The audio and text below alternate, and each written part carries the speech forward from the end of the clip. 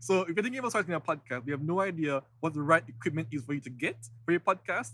This video is going to give you the definitive truth and finally solve that problem for you once and for all. My name is Paul Stennett, and I'm a podcast consultant. I work with my clients one-on-one to help them launch and grow their successful podcasts. Now, I have one particular client, she's in the coaching niche, and she decided to go against my suggestions and purchase her own equipment. Wouldn't you know, we're still working with her to fix her audio problem because she got the wrong microphones. We're not going to hold it against her, but I'm going to make sure that you don't make that same mistake. All right, so there are two types of microphones you can get. There are the condenser microphones and there are the dynamic microphones. Now, quick answer to this problem. Do not get condenser microphones unless you have a studio. The quality is super good, but it's also super sensitive. You'll pick up every single noise in the area unless your room is expertly treated. Okay? Get dynamic microphones. They are very durable and they only capture what you feed directly into it.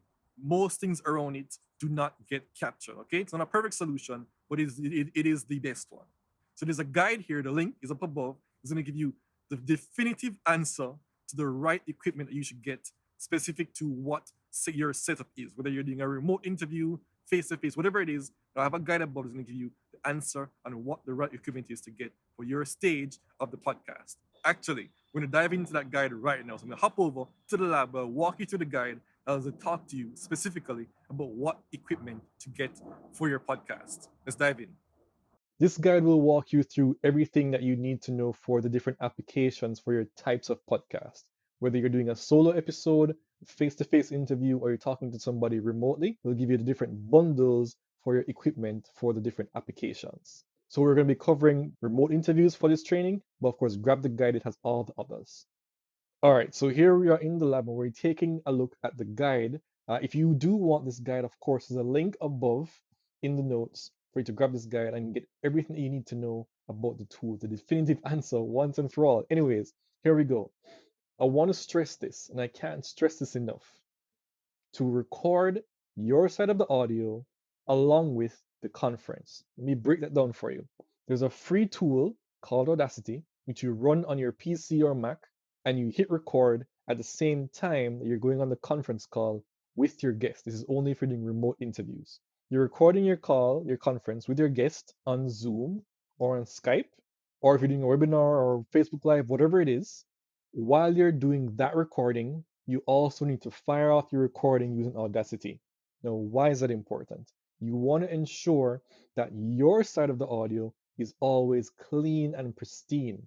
So at the very least, your side of the audio has to be great. You can't always guarantee that the call, the conference, Zoom or Skype will be top quality because it is voice over IP. You're communicating over the internet. There might be a problem with the stream, but your side of the audio should always be amazing. All right. Okay, so let's just zoom in here. Like I said, if you're recording remotely, there's certain pieces of equipment you're going to want to have.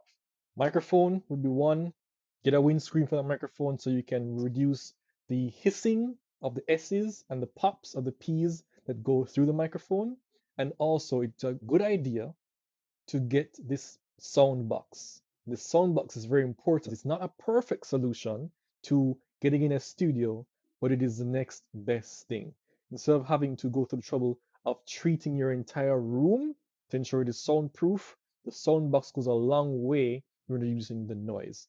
Finally, ensure that you're using headphones yourself to ensure that the sound from the conference is not coming back into the microphone and distorting your audio.